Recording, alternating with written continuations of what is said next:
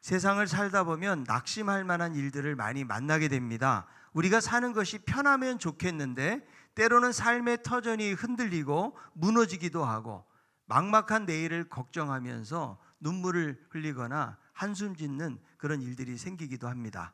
그래서 전도서 11장에 보니까 여러 해를 살다 보면 캄캄한 날들이 많다라는 이런 말씀도 있습니다. 늘 우리의 인생이 즐겁고 해피하면 얼마나 좋겠습니까? 그런데 살다 보면 이런저런 위기와 어려움들을 만나게 될 때가 많이 있다는 거예요. 그래서 의욕적으로 시작했던 일을 중단하고 포기하고 낙심하는 상황들을 만나게 됩니다. 이 낙심이라는 말을 찾아보니까 바라던 일을 이루지 못해서 맥이 빠지고 마음이 상하는 것을 낙심이라고 합니다. 우리들도 살아가면서 낙심을 한 번도 안 해본 사람이 있을까요? 이런저런 일들로 인해서 낙심하게 될 때가 있다는 거죠. 바라던 일들이 잘 되지 않을 때에 맥이 빠지고 마음이 상하는 거예요. 처음에는 의욕적으로 막 시작했던 일들도 너무 안 되다 보니까 중간에 그만 포기하고 또 그만둘 수밖에 없는 환경들을 우리가 접하기도 한다는 거죠. 어렵게 시작했던 사업이 너무 안 돼가지고 접을 수 있는 거예요. 직장을 열심히 다녔는데 회사가 문을 닫을 수도 있고 또 직장에서 실직을 당할 수도 있습니다. 오랜 동안에 자격 시험을 준비했는데 계속해서 안 되는 어려움을 만나기도 합니다. 그래서 무언가를 해보고자 하는데 여러 가지 상황들로 인해서 제대로 안 될 때에 중단하고 포기하면서 용기를 잃게 되는 것이죠. 자, 신앙생활도 열심히 하다가 중간에 여러 가지 이유들로 인해 가지고 하나님으로부터 멀어지고 제대로 못하다 보면 이것을 다시 회복하는 것이 쉽지 않다는 거예요.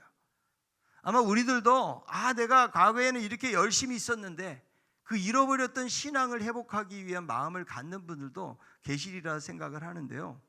우리가 지난 코로나로 인해서 예배와 모임이 중단이 되면서 2022년도 9월 국민일보 기사에 의하면 당시 2년 동안에 사역을 중단한 교회가 4,500교회였다고 이야기합니다. 그러니까 얼마나 많은 교회가 문을 닫은 것입니까? 이런 한국교회 위기 속에서 작은 개척교회를 섬기는 성도들은 하루아침에 교회 공동체가 없어지면서 신앙의 자리에서 멀어지게 되었고, 보통의 그냥 교회를 다니는 분들도 교회 다니다가 온라인 하고 이러다 보니까 어느덧 신앙이 멀어진 경우도 많이 있다는 거죠. 한 집사님이 제자반을 지원하게 되었는데 그런 말씀 하더라고요. 이 교회 다닌 지 꽤 오래 되었고 훈련도 받았는데 열심히 했는데 코로나로 인해서 교회에서 멀어지면서 오랜만에 나오다 보니까 사람들이 많이 바뀌고 그리고 자기 보고 새신자인 줄 알고 다가오더래요.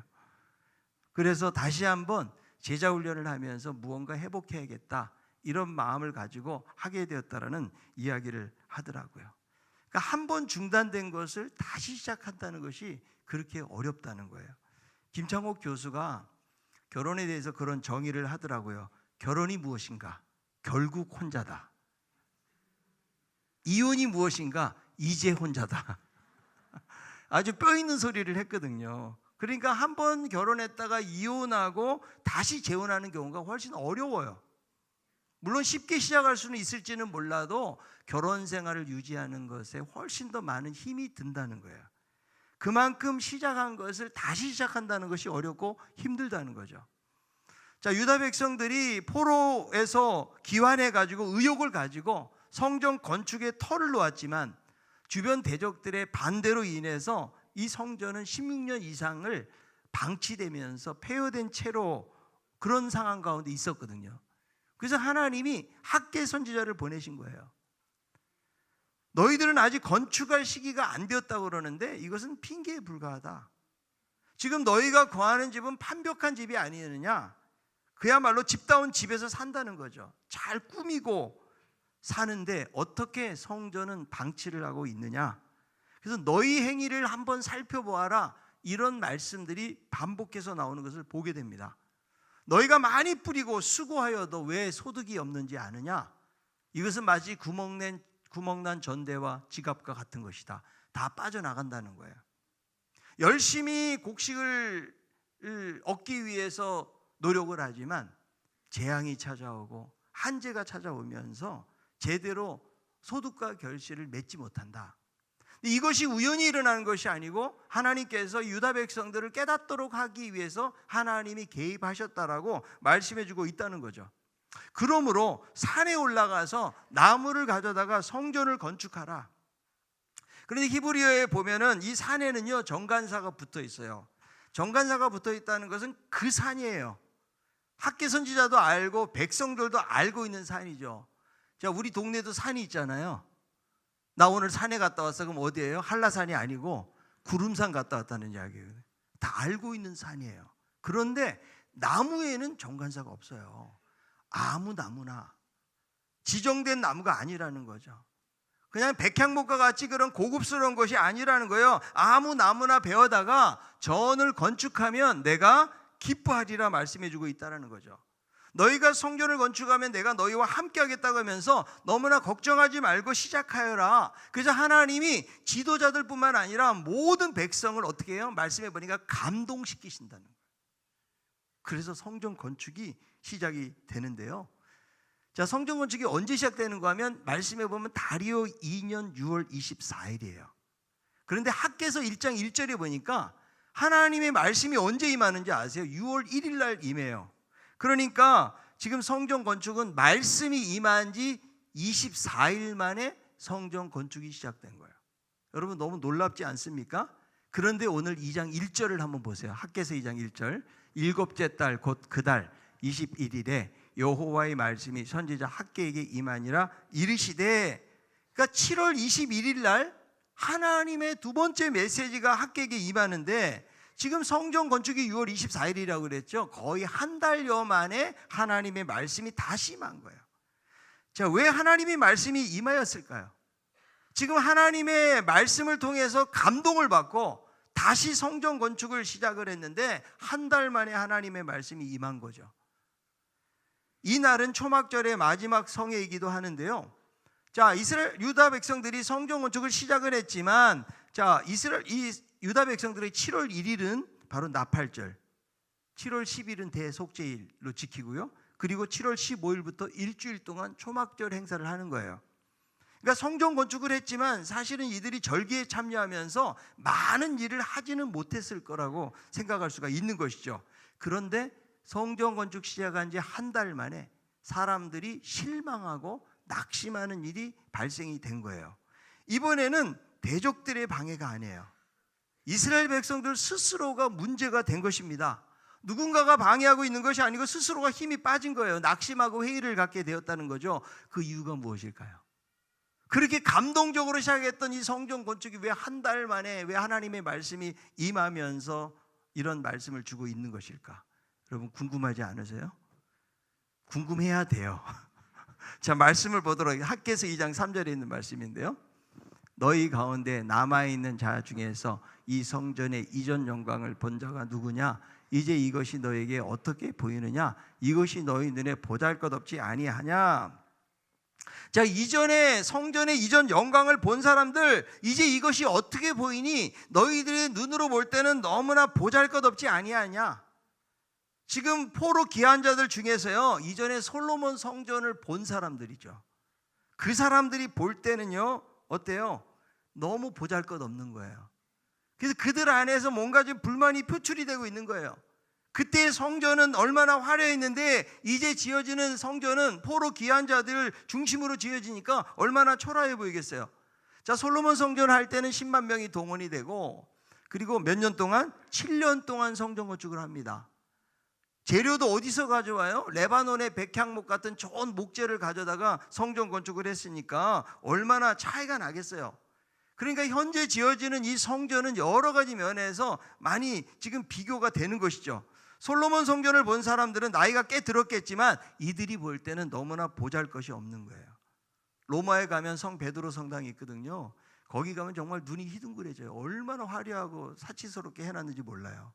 그런데 그거 본 사람이 여기 와서 이 동네에 있는 성당에 들어간다고 그러면 아마 그런 느낌을 받는 것처럼 그랬을 것 같아요. 그러니까 지금 지어지는 성전을 보잘것없는 것으로 여기는 마음을 가지고 있는 거예요. 그럴 때 하나님이 질문하시는 거예요. 뭐라고요? 너희에게 이 성전이 보잘것없지 아니하냐? 너무 초라해 보이지 않냐? 하나님이 물으시는 거예요. 그러니까 많은 사람들이 이런 생각을 하다 보니까 새롭게 성전 건축을 하면서 의욕적으로 시작했다가 이런 말을 듣는 순간 힘이 다 빠지고 낙심이 되는 거예요. 사실은 현재가 중요한데 지금 사람들은 어디에 사로잡혀 있어요? 과거의 환상에 사로잡혀 있어요. 그때가 좋았는데, 그때는 사람들도 많이 모였고, 그때는 얼마나 좋았는지 몰라. 자, 우리들도 과거를 생각하잖아요. 그러면 사실 사람에게는 추억이라는 것이 있어요. 그래서 과거에는 별거 아닌 것도 좋은 것처럼 생각이 돼요.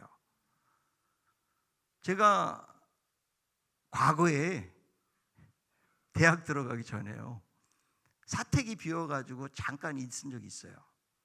근데 그때 제가 혼자 있었기 때문에 그때 이제 우리 그 청년부의 선배들이 쌀도 갖다 주고 밀가루도 갖다 주는 거예요.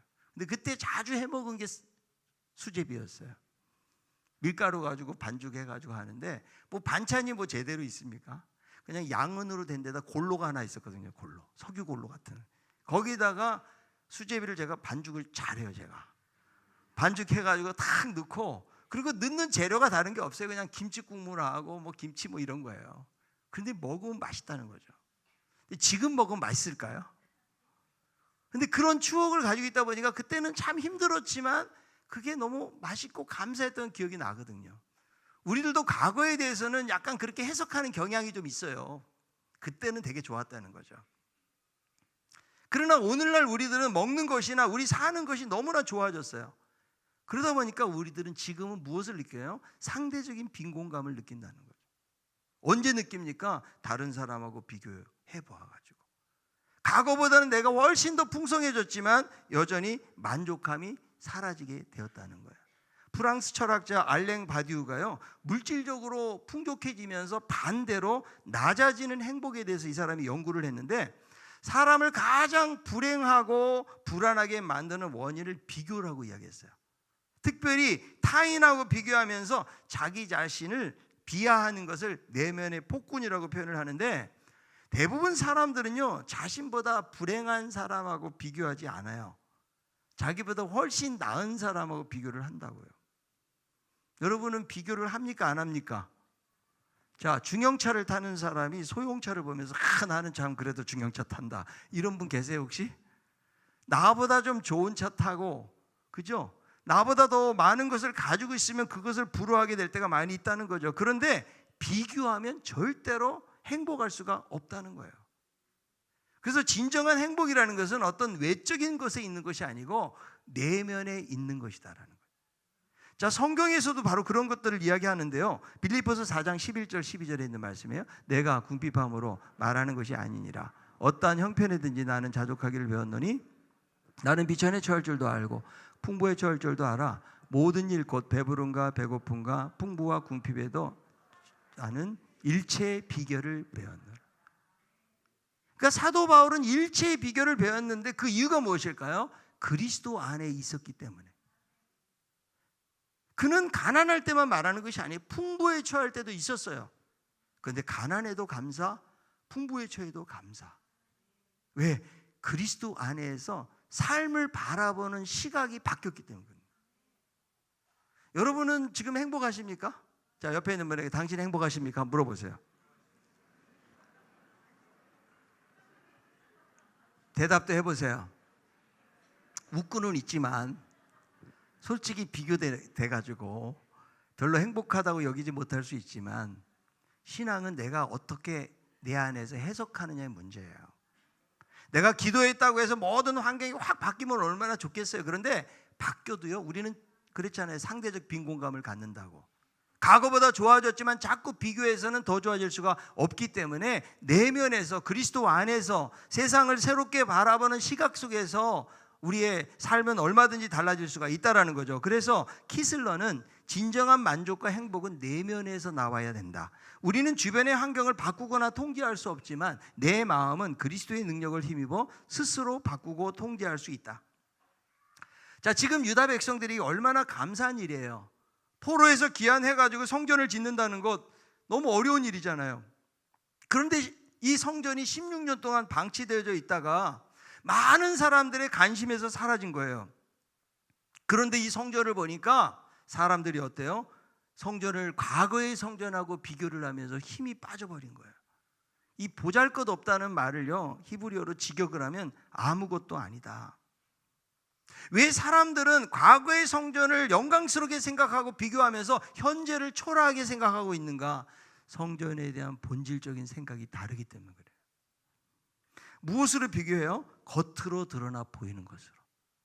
지금 솔로몬 성전은 화려해요. 규모도 지금에 지어지는 것에 비해서는 대단한 것이죠. 그러나 이것으로 성전을 생각하는 거죠. 이것은 사실 비교될 수 없는 것인데 그 건물로 비교를 하니까 초라한 생각이 들었다는 거죠. 자, 우리들도 눈에 보이는 것으로 비교를 합니다. 자, 사무엘이 이스라엘 왕을 세우러 갔을 때 딱 만난 첫 번째 아들이 엘리압이죠. 키도 크고 용모가 좋아가지고 야, 이거 이스라엘 왕으로 너무 적합한 인물이다 그러고 기름을 딱 부려. 그러는데 하나님이 아니다라고 말씀하시거든요. 그래서 사무엘상 16장 7절에 있는 말씀 주세요. 여호와께서 사무엘에게 이르시되 그의 용모와 키를 보지 말라. 내가 이미 그를 버렸느니라. 내가 보는 것은 사람과 같지 아니하니 사람은 외모를 보거니와 나 여호와는 중심을 보느니라 하시니라. 제가 가장 은혜 받는 구절 중에 하나예요. 하나님은 용모도 안 보시고 키도 안 보신다. 아멘을 또 하는 분이 계시네. 지금 기름 부음을 받을 자는 누구? 다윗이에요. 근데 다윗은 지금 없어요. 혼자 지금 말째인데 지금 양들을 치고 있다는 거죠. 그러니 뭐 목동 생활하다가 지금 바깥에서 만약에 들어왔다 그러면 얼마나 꾀지지 하겠어요. 그런데 성경은 어떻게 표현해요? 빛이 붉고 눈이 빼어나고 얼굴이 아름답다. 저는 아무리 성경을 봐도 다윗이 키가 크다는 말은 없는 것 같아. 골리앗하고 싸울 때요, 체구가 작아가지고 사울이 입던 옷이 맞지를 않아. 그 갑옷을요 그냥 나갔던 것을 볼 수가 있는데, 자, 중요한 것, 하나님은 중심을 보신다. 그런데 우리는 뭘 본다고요? 사람은 외모를 보거니와. 겉으로 드러난 걸 가지고 평가를 한다는 거예요. 우리가 어떤 사람 만나잖아요. 그 사람에 대한 첫인상 몇 초 안에 결정돼요. 이 사람이 어떤 사람인 걸 딱 결정을 한다는 것이죠. 저는요, 외모가 중요하지 않다는 말을 하는 것이 아니에요. 외모가 중요해요. 왜? 사람들은 외모를 보기 때문에. 여러분들이 교회 나오면서 그냥 머리도 안 감고 그냥 집에 있던 방식으로 그냥 슬리퍼 신고 나오면 하나님은 중심을 보시니까 착각하시면 안 돼요. 사람은 외모를 본다니까요, 여러분. 예? 그런데 하나님은 무엇을 보신다고요? 중심을 보신다. 외모도 저는 중요하다고 생각을 해요. 그런데 문제는 뭐냐면 우리가 겉으로 드러난 것 때문에 본질을 놓치게 된다는 거예요. 지금 성전의 가장 중요한 본질은 뭐예요? 하나님이 임재 아니에요. 아무리 화려한 백향목으로 지었어도 거기에 하나님이 임하지 않는다면 무슨 소용이 있겠어요? 자, 우리들은요, 지금도 높고 웅장하고 화려한 예배당에 수천 명, 수만 명이 모이는 교회가 더 좋아 보이지 않습니까? 주차 공간도 넓고 예배당도 화려하고, 근데 개척교회 있고 내가 지하에 있으면서 몇몇이 간신히 모이는 교회라면 우리는 무엇을 대단하게 볼까요? 그냥 곰팡이 냄새 나고 어둡고 그런 교회에서 몇몇 모여 있는 것을 위대하게 보는 사람은 없다는 거죠. 목사도 큰 대형교회 목사 감히 쳐다도 못 보고 대화도 못 해요. 야, 저분은 참 대단하네. 목회에 성공했네. 그런데 작은 교회 목사님은 너무 자주 만날 수 있어. 시간이 많아. 그러면 그 목사님을 실패한 사람으로 여길 수도 있다는 거죠. 그게. 저는요, 뭐 큰 교회가 무조건 나쁘다 이게 아니에요. 작은 교회라고 다 이것도 아닙니다. 중요한 것, 하나님은 중심을 보신다는 거예요. 그런데 우리는 겉으로 나타나 있는 것을 가지고 평가하고 판단하는 데 익숙해요. 그래서 가장 교회가 빠지기 쉬운 함정이 무엇인가 하면, 저도 마찬가지예요. 사람들이 늘어나면, 출석이 늘어나면 아무 문제 없다고 생각을 해요. 우리 교회는 지금 성장하고 잘 나가고 있구나. 그래서 부흥을 그렇게 생각을 해요. 사실은 심령이 변화가 돼야 되는 거잖아요. 예수님이 말씀을 전하면 예수님의 말씀을 듣고 사람들이 몰려온 것이 다 도망갔어요. 예수님의 말씀. 아무리 교회가 커도 복음적으로 증거하지 않는 교회들 의외로 많이 있어요, 여러분. 아무리 작아도 그 목사님이 신실하게, 사람들은 없지만 하나님의 말씀을 붙잡고 기도하면서 감당하는 목회자들도 많이 있다라는 거죠. 중요한 것은 하나님이 무엇을 보시느냐 하는 거예요. 우리들도 겉으로 드러난 걸 가지고 우리는 비교하지 않습니까? 여러분, 특별히 우리 남성들 정말 좋은 차 타고 다니는 사람 부러워요, 안 부러워요? 솔직히 말합시다, 우리.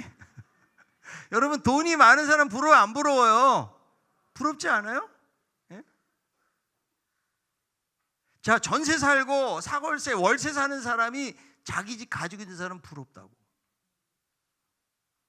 그런데 이 강명 사는 사람은 저기 강남에 사는 사람들, 한강에 막 뷰가 너무 아름다운 곳에 사는 사람들이 부러울 수 있고, 내가 오늘 나가서 일을 하지 않으면 돈벌이가 안 되는데 그냥 건물주가 돼가지고 따박따박 내가 돈 받으면서도 풍성하게 쓰는 사람이 사실 부러운 게 사실이에요.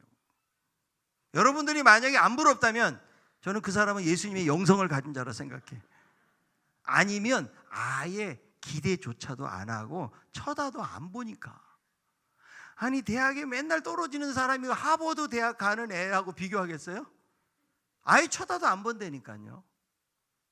그러니까 성전은 하나님이 함께하는 것이 중요한데 이렇게 초라하게 생각하는 이유는 뭐예요? 건물 자체가 성전이라고 여기기 때문에, 눈에 보이는 것이 성전이라고 여기기 때문에 그런 거예요. 한동안 유행하는 말이죠. 무엇이 중요한디?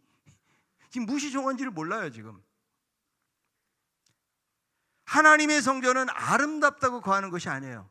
거기서 예배를 드리고 제물을 드리지만 하나님의 백성들이 바른 관계 속에서 있을 때 하나님의 임재가 있는 것이지요. 우상 숭배하고 하나님 말씀대로 불순종하면서 아무리 종교의식을 많이 하고 많은 제물을 드린다 할지라도 하나님은 그곳에 임하시지 않는다는 거예요.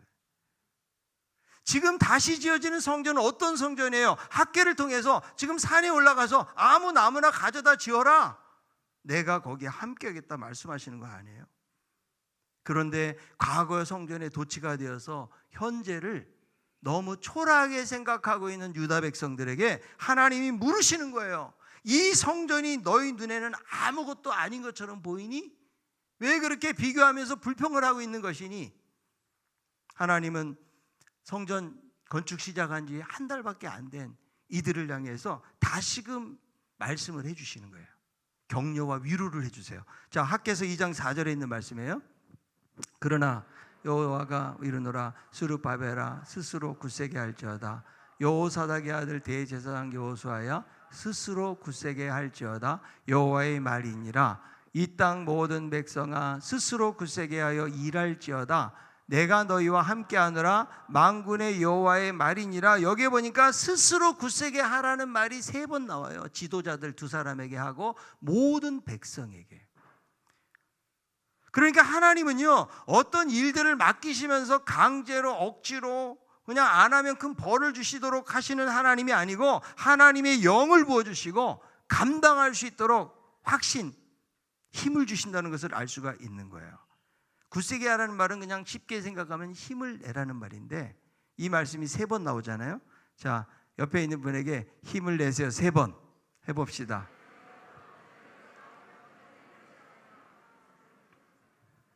좀 힘이 나십니까? 이렇게 말씀하는 근거가 이제 내가 마음을 가다듬고 좀 생각을 똑바로 해가지고 내가 정신 차려야지 마인드 컨트롤식으로 하는 그것이 아니라는 거예요. 내가 너와 함께한다. 하나님께서 친히 말씀하시는데, 아니 여러분, 하나님이 함께한다는 말씀보다 우리에게 위로와 힘을 주는 말씀이 어디 있냐고요. 사실 불안한 이유가 왜 그래요? 내 힘으로 안 되니까. 왜 낙심해요? 내 능력으로 안 되니까 낙심하는 거 아니에요? 모든 거 하는 대로 계획한 대로 잘 나가고 잘 되면은 낙심할 사람 한 사람도 없어요. 그런데 우리는 인생을 살다 보면 정말 해결할 수 없는 문제들을 만나게 될 때가 있어요. 그럴 때 낙심해요. 내가 믿음이 참 좋은 것 같아도 다른 사람의 말 한마디에 무너지는 게 우리의 모습이에요. 그렇게 연약해요. 그래서 문제가 생길 때는요, 사람을 바라보지 말고 하나님을 바라보고 하나님을 의지하세요. 아멘. 데일 카네기가 한창 활동하던 시기 대공황이 닥쳐왔어요. 모든 사람들이 힘겨워하는 가운데 이 사람도 파산을 하고 이제 절망에 빠져서 이 희망이 없으니까 그냥 강물에 물을 던지려고 강 쪽으로 향하고 있었대요. 근데 한 남자가 소리를 치는 거예요. 뒤를 돌아보니까 두 다리를 잃은 사람이 밖에 달린 판자 위에 앉아 있는 거죠. 이 사람도 너무나 절망적인 상황인데 얼굴에 미소를 짓고 카네기에게 말을 하더래요. 연필 몇 자루만 좀 사주시겠어요? 그래서 그냥 지폐 1달러짜리 하나를 주고 가는데 뒤에서 소리를 치면서 계속 오는 거예요. 지금 연필을 가져가시라고. 나에게는 이제 더 이상 연필도 필요 없다. 그러면 돈이라도 가져가시라고 하면서 하는데, 이 사람은 이 절망적인 상황 속에서 이 사람의 얼굴에는 미소가 띄어져 있더래요. 그래서 카네기는 이 남자를 통해 가지고 연필을 받아든 순간 이제 절망이 사라지게 되었다는 고백을 해요. 나는 그 당시 살아갈 용기를 얻지 못했다. 그러나 두 다리가 없으면서 웃음을 잃지 않던 그를 보고 나도 다시 살아야겠다, 이렇게 결심을 했다고 그래요. 우리 주변에도 보면은요, 내가 아무리 힘들고 어렵다고 그래도요, 우리보다 못하고 어떻게 저런 삶을 살 수 있을까, 이런 사람들이 의외로 많이 있어요. 근데 그것이 우리에게 위로를 준다는 말이 아니고, 오늘 이 말씀에 보니까 만군의 하나님이 함께 한다는 거예요.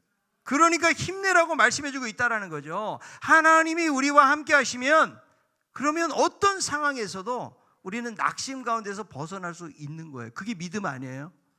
그런 믿음으로 살기를 바랍니다. 자, 하나님이 어떻게 약속하시는가? 학개서 2장 5절에 있는 말씀이에요. 너희가 애굽에서 나올 때에 내가 너희와 언약한 말과 나의 영이 계속하여 너희 가운데 머물러 있나니 너희는 두려워하지 말지어다. 애굽에서 나올 때 언약한 말씀, 그리고 나의 영. 그러니까 하나님의 말씀과 영을 가지고 함께 하겠다. 하나님은요, 신실하신 분이시기 때문에 거짓이 없으세요. 하나님은 한 번 하신 말씀을 바꾸지 않으신 분인 것을 우리가 알 수 있거든요. 그러니까 하나님이 격려하시면서 내가 애굽에서 나올 때 언약한 말씀이 너에게 있지 않니? 그리고 나의 영을 부어서 내가 함께 하겠다라고 약속하면서 격려하고 있는 거예요. 하나님이 함께 하지 않으시면 아무리 화려한 성전도 소용이 없어요. 솔로몬 성전도 파괴가 되었죠. 예수님 당시의 헤롯 성전이 솔로몬 성전보다 훨씬 더 웅장한 그런 성전이었거든요. 그런데 AD 70년에 티투스 장군에 의해서 완전히 예루살렘 성전은 불타고 사라지게 됩니다. 자, 마태복음 24장 2절에 있는 말씀. 대답하여 이르되 너희가 이 모든 것을 보지 못하겠느냐? 내가 진실로 너희에게 이르노니 돌 하나도 돌 위에 남지 않고 다 무너뜨려 지리라. 그러니까 파괴가 돼요. 겉으로 보이는 화려함, 사치함, 뭐 대단한 건물의 위용이나 이런 것들이 중요한 것이 아니고 더 중요한 것은 하나님의 임재라는 거죠. 하나님이 함께 하신다는 거. 자, 우리들도 낙심하면서 살아갈 수가 있어요. 여러 가지 어려움을 겪게 될 때가 있습니다. 인생에 생각지도 못하는 위기를 만날 때도 있어요. 현재 살아가는 나의 모습 자체가 너무 초라하게 여겨질 때도 있어요. 그러나 하나님은 말씀하세요. 다시 힘을 내어라. 그리고 계속해서 하나님의 나라를 위해서 일하라. 내가 너와 함께 하겠다는 말씀을 해주고 있는 거예요. 이번 특세의 주제도 그래서 하나님과 동행하라요. 어떻게 하면 하나님과 동행하는 삶을 살 수 있을까가 더 중요해요. 나에게 환경이 바뀌어가지고 나에게 없는 것이 주어졌다고 해서 그 사람의 인생이 달라지는 것이 아니에요. 우리는 앞으로 살아가면서 수많은 환경들을 만나고 위기와 어려움들과 절망적 상황을 만나요. 그럴 때마다 우리를 붙잡아 주는 거 하나님이 동행하시는 거예요. 우리가 한 주 동안 기도하면서 하나님이 어떻게 내 삶 속에서 동행하시고 역사하실지를 우리 좀 기대하는 마음으로 나와서 함께 기도할 때에 하나님이 그런 은혜를 주실 줄로 믿습니다. 하나님은요, 온 세상을 진동시키는 하나님이라고 말씀하세요. 이 성전이 하나님의 영광으로 충만하게 하겠다. 온 세상의 주인이신 하나님께서 이제 친히 나서시겠다는 거예요. 얼마나 놀라운 약속이에요. 괜히 쫄지 말아라.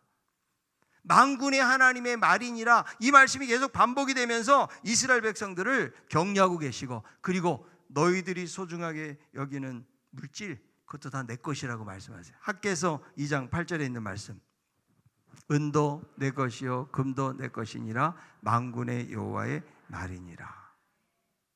세상의 모든 것이 하나님에게 달려 있습니다. 아멘. 자, 역대상 29장 11, 12절에 다 나와 있어요. 읽어봅니다.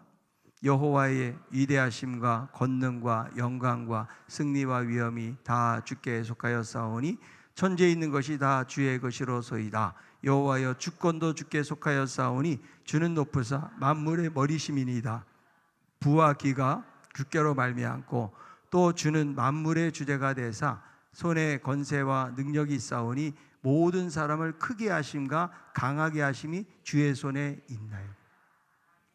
모든 주권이 누구 손에? 하나님의 손에 달려 있다는 거죠. 그러니까 우리가 힘을 내야 될 이유가 뭐냐면 만군의 하나님이 우리와 함께 하신다고 약속하고 있기 때문에 그래요. 그래서 학개는 이 성전에 대해서도 뭐라고 말해요? 9절에 보니까 이 성전의 나중 영광이 이전 영광보다 크리라. 이전의 영광은 사람들이 만들어 놓고 세상에서 볼 수 있는 영광이라면 나중 영광은 하나님이 친히 이루시는 영광이에요. 이 세상 영광스러운 거 다 사라져요. 건물도 사라집니다. 그러나 주님을 통해서 이루어질 영광은 영원한 영광이에요. 예수님께서 40년 된 성전을 허물라고 하시고 사흘 만에 짓겠다고 말씀하시잖아요. 자기 육체를 말하는 거예요. 그래서 예수님이 부활하심으로 말미암아 이루실 그 성전을 말씀해주고 있다는 거예요. 자, 이 땅에서 누리는 것들은 다 없어지고 순간적으로 지나가요. 우리가 장차 누릴 영광과는 비교할 수가 없는 것입니다. 썩지 않고 더럽지 않고 새하지 아니하는 기업을 하나님이 하늘에 간직하고 계신다고 말씀해요. 자, 우리는 이 땅을 살아가면서 여전히 하늘의 온전한 영광을 누릴 수는 없어요. 여전히 예수 믿어도 가난할 수 있고요. 여전히 예수 믿어도 초라해 보일 수 있고, 여전히 예수 믿어도 하찮게 그렇게 살아갈 수도 있다라는 거죠. 그러나 하나님은 나중 영광을 크게 하실 하나님. 우리는 그 주님을 바라보는 거예요. 예수 믿는 것이 초라하게 느껴지십니까? 하늘의 기업이 보잘것없이 보여지십니까? 지금 내가 하나님 맡겨주신 주의 일들을 감당하면서 이것이 아무것도 아닌 것처럼 혹시 여겨지지 않습니까? 하나님은 우리의 중심을 보시는 하나님. 우리는 어떤 하나님을 모시고 있는 거예요? 온 세상을 진동케 하시는 하나님. 자, 그 하나님이 우리에게 말씀하시는 힘을 내어라, 힘을 내어라. 그리고 계속해서 중단된 하나님의 역사를 이루어가라. 현실을 보면서 너무 초라하게 보잘것없게 생각하지 말아라. 과거에 너무 이전에 그 화려한 거에 빠지지 말고, 여러분 현재가 중요하고 미래에 이루실 하나님의 약속이 중요한 거예요. 그 믿음으로 담대하게 나아갈 것을 학개 선지자를 통해서 우리에게도 말씀해주고 있는 것입니다. 여러 가지 삶의 어려움 속에서 낙심하고 있는 분들 계십니까? 오늘 학개 선지자를 주셨던 이 말씀이 여러분 한 사람 한 사람에게 힘을 내어라, 스스로 굳세게 하여라, 만군의 하나님이 함께한다, 이 약속의 말씀을 붙잡고 믿음으로 나아가는 우리 모든 성도들이 될 수 있기를 바랍니다. 다 가사를 잘 생각하면서 찬양하겠습니다.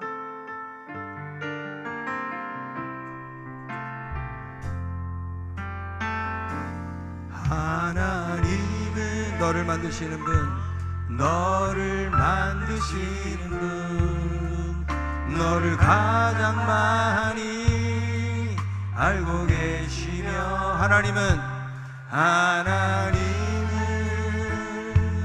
너를 만드시는 분, 너를 가장 깊이 이해하신단다. 하나님은 너를 지키시는 분, 하나님은 너를 지키시는 분, 너를 절대 포기하지 않으며, 하나님은 너를, 하나님은 너를 너를 쉬지 않고 지켜보신단다. 그의 생각 셀 수 없고 그의 자비 무궁하며 그의 성실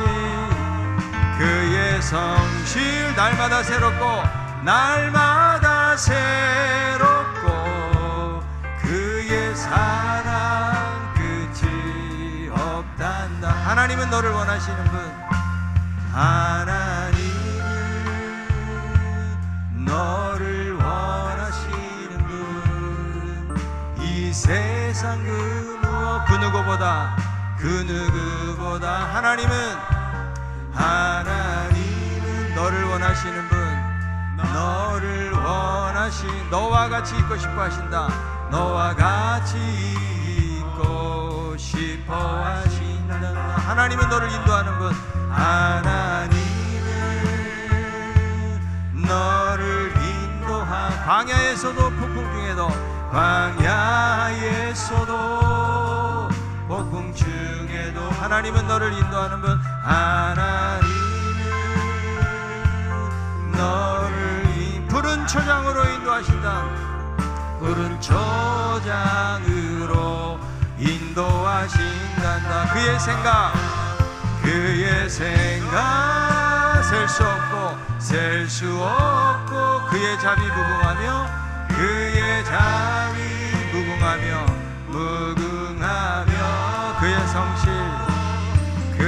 성실 날마다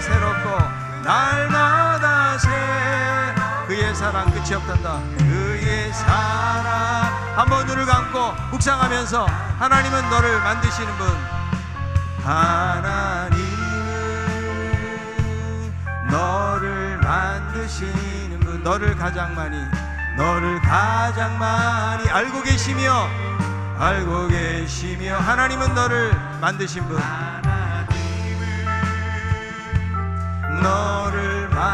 너를 가장 깊이 이해하신단다.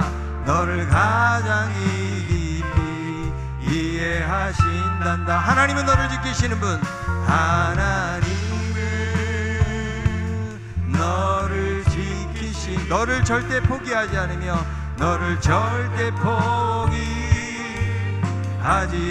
하나님은 너를 지키시는 분,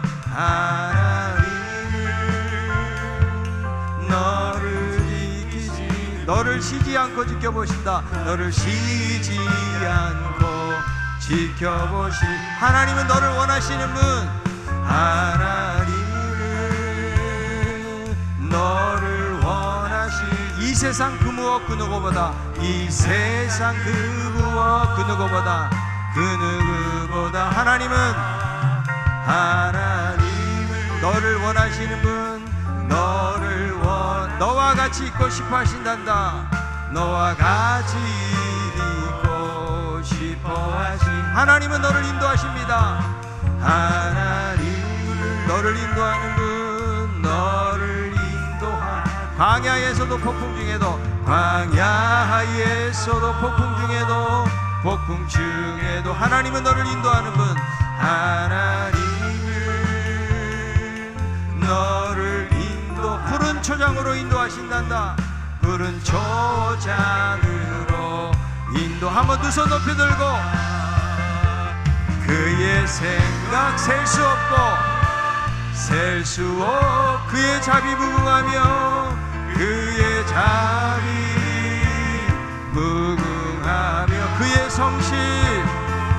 그의 성실 날마다 그의 사랑 끝이 없단다.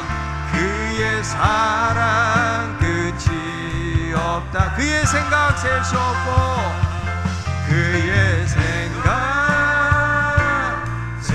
그의 자비 무궁하며 그의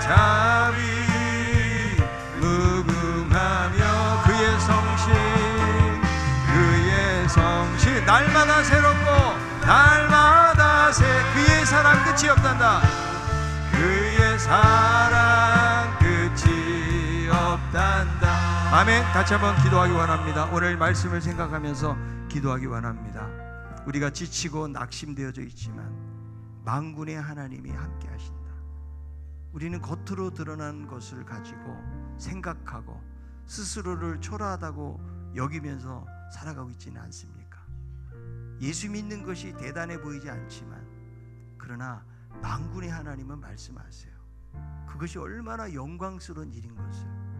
어쩌면 우리의 삶 속에서 되지 않고 중단되어 있고 실망하고 낙심하는 문제들도 많이 있을 줄로 알아요. 그러나 하나님은 오늘도 우리에게 동일하게 말씀하세요. 내가 너와 함께하겠다. 하나님의 영으로 함께하겠다 말씀하세요. 오늘 이 말씀을 붙잡고 하나님, 우리들도 스스로 굳세게 견디면서 나아갈 수 있도록 도우시고 믿음으로 나아갈 수 있도록 도와달라고 우리 같이 한번 한 목소리로 기도하겠습니다. 하나님 아버지, 은혜를 감사합니다. 우리 하나님께서 오늘 주신 말씀을 통해서 하나님 아버지, 여러 가지로 낙심해 있는 유다 백성들을 향해서 겉으로 비교하고 화려해 보이는 것 가운데 하나님의 진정한 임재, 나무를 베어다가 이 성전을 건축하면 내가 너희에게 임하겠다, 하나님의 영으로 함께하겠다고 약속하신 아버지, 우리들도 하나님 살면서 여러 가지 낙심되고 좌절하고 하나님 아버지 힘들어할 때도 많이 있습니다. 아버지, 부족한 저희들을 붙잡아 주시고 스스로 굳세게 하여라, 힘을 내어라, 내가 너와 함께하겠다, 내가 너와 동행하겠다 말씀하신 아버지, 오늘 이 말씀 속에서 다시 한번 아버지 새로운 용기와 힘을 얻게 하시고 믿음으로 아버지 감당해 갈 수 있도록 하나님 도우시기를 간절히 바라고 원합니다. 주님이 도와주시고 인도하시고 역사하여 주시기를 원합니다. 하나님 아버지, 성전 지은 지 한 달 만에 낙심해 있는 유다 백성들을 향해서 스스로 굳세게 할지어다. 진정한 성전은 겉으로 드러나는 화려함이 아니고 하나님의 임재인 것을 말씀하면서 그들을 격려하시고, 그리고 이 성전의 나중 영광이 이전의 영광보다 크리라고 말씀하신 주님, 저희들이 지금은 살아가면서 여러 가지로 초라하게 보이고 되는 것이 없고 마음으로 포기하고 낙심할 만한 일들을 많이 만나지만 그러나 힘을 내어라, 다시 일어나라 말씀을 통해서 하나님의 성령으로 우리 가운데 역사하신 하나님 감사합니다. 다시 한번 이 말씀을 통해서 우리가 힘을 얻게 도와주옵시고 믿음으로 나아갈 수 있도록 도와주옵시고, 아무리 아버지 하나님 환경이 바뀐다 할지라도 하나님이 우리와 함께하지 아니하시면 모든 것이 헛된 것임을 깨닫게 도와주시고 날마다 하나님의 임재를 사모하며 믿음으로 나아가는 저희들 다 될 수 있도록 도와주시옵소서. 하나님, 내일부터 특별 새벽 기도회 한 주 동안 저희들이 하나님 앞에 나와서 기도하기를 원합니다. 하나님 앞에 하나님과 동행하는 삶이 무엇인지를 함께 말씀을 듣고 기도하며 나아갈 때 놀라운 회복의 역사가 일어나게 도와주옵시고 만군의 하나님, 온 땅을 진동하시는 그 하나님을 함께 경험하는 귀한 시간들 될 수 있도록 도와주시옵소서. 이스라엘 백성들의 마음을 감동시키셔서 한 달여 만에 성전을 건축하게 하신 하나님 아버지, 우리 신강교회 성도들도 감동시켜 주셔서 하나님의 은혜 가운데 살게 도와주시고 내가 내 삶 속에서 무엇을 어떻게 무엇부터 먼저 해야 되는지를 깨닫게 도와주시고 오직 하나님을 바라보게 하시고 나중 영광을 바라보면서 믿음으로 살아갈 수 있는 우리 모든 성도들 다 되게 하여 주시옵소서. 예수님의 이름으로 기도합나이다. 아멘. 이제는 나중 영광을 더 크게 하실 우리 주 예수 그리스도의 크신 은혜와 하나밖에 없는 아들을 주시고 천국을 준비해 주시는 하나님 아버지 극진하신 사랑하심과 여러 가지 낙심되고 또 절망할 만한 순간 속에서 우리를 일으켜 주시는 성령님의 감동 감화 교통하심이 나중 영광이 더 큼을 기억하고 스스로 힘을 내어라, 굳세게 하여라, 하나님의 말씀을 붙잡고 믿음으로 담대하게 나아가기를 소원하는 우리 성도들 머리머리 위에 이제로부터 영원토록 함께 있을지어다. 아멘.